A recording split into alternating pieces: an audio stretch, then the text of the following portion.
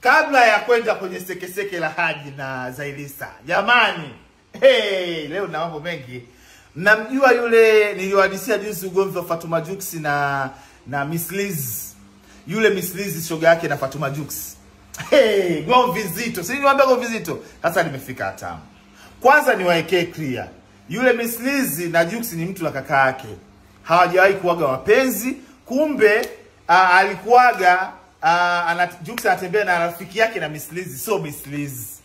Yaani Miss Liz anamchukulia Jux kama rafiki, kama kaka. Sema tu ugomvi wa Fatuma Jux na Miss Liz. Fatuma alikuwa anakasirika kwa sababu wale wageni wa Nigeria, wale waliotoka Nigeria, walivyokuja Tanzania, walikuwa wanampenda sana Miss Liz vile alivyo mzuri, beautiful, mlembo. Si unajua Nigeria wanapenda vitu vizuri. Kwa hiyo Fatuma roho ilikuwa inamuuma sana. Ndio chanzo cha ugomvi wao ulianzia hapo, na ligazeti nilishawapostia. Maana wengi mmeniuliza, sababu mbona tukuielewa ugomvi wao? Ugomvi wao ni wivu tu. Wale wa Nigeria wote walikuwa wanampenda Miss Liz by the way vile anawapa hela, anaonyesha treatment nzuri, anawajali, anafanya nini. Kwa hiyo ugomvi wao ulikuwa hivyo. Twende sasa kwenye habari ya leo. Kwa hiyo swala la Miss Liz na Fatuma Jux limeishia hapa. Sababu ni hiyo nimewaekea. Twende kwa Ajimanala na huyo. We. Nasikia dege. Mama!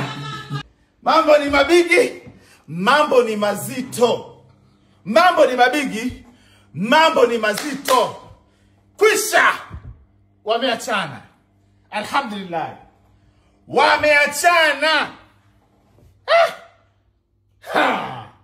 Mambo ni mazito. Jamani. Pole Zai. Zai pole pia pole Zai. Mbona inuksi baraha taflani alichokiandika Zai humo ndani cha ukweli chote.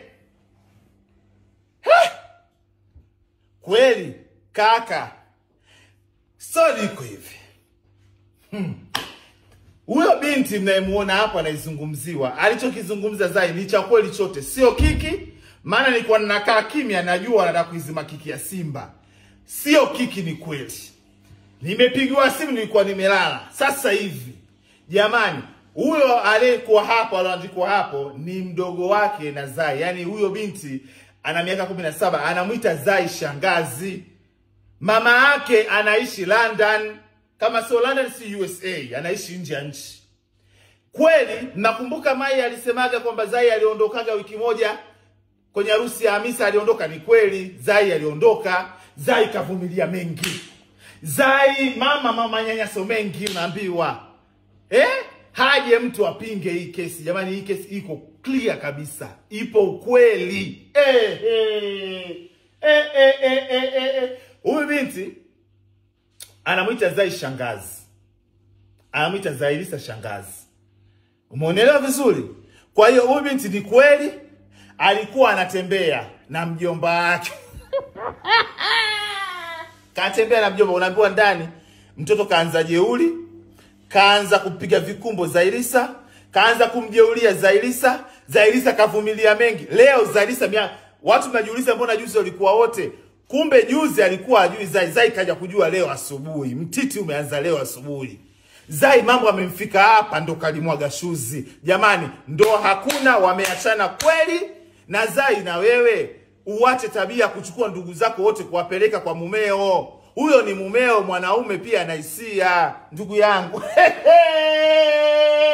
We Zailisa we. Jamani, haya habari ndo hiyo. Hakuna kingine kichoendelea. Manyanyaso, sijui nini, hakuna. Kesi ilitoka, ilifika kwa mkubwa mmoja. Mmenelewa uzuri? Kesi imeenda kwa mkubwa mmoja. Huyo mtoto mwenyewe alimpigia simu mkubwa, akaenda kumhadisia. Mkubwa alimuita kaka Haji, akamwambia, bwana kuna 1 2 3 4 5 6 7. Kuna hivi na hivi, acha. Hii issue ishamfikia mkeo. Hukuitwa kaka? Uliitwa. ukapewa onyo, lakini kesi ilikuwa ishe kifamilia. Umeona? Lakini Zai imemfika hapa. Zai ndo kajua leo asubuhi kwamba kweli umetembea na sijui ndo niseme mjomba, sijui ndo mwanae, sababu Zai ni shangazi mwanae. Ulikuwa tu dereva anamchukua mara Slipway, mara Siktif, mara wapi mnaonana juu kwa juu. Jamani, hey, kwisha. Hakuna kingine, ni hivyo, kwisha. Nilijua ni kiki, hakuna kiki. Jambo lipo hadharani. Nimemaliza.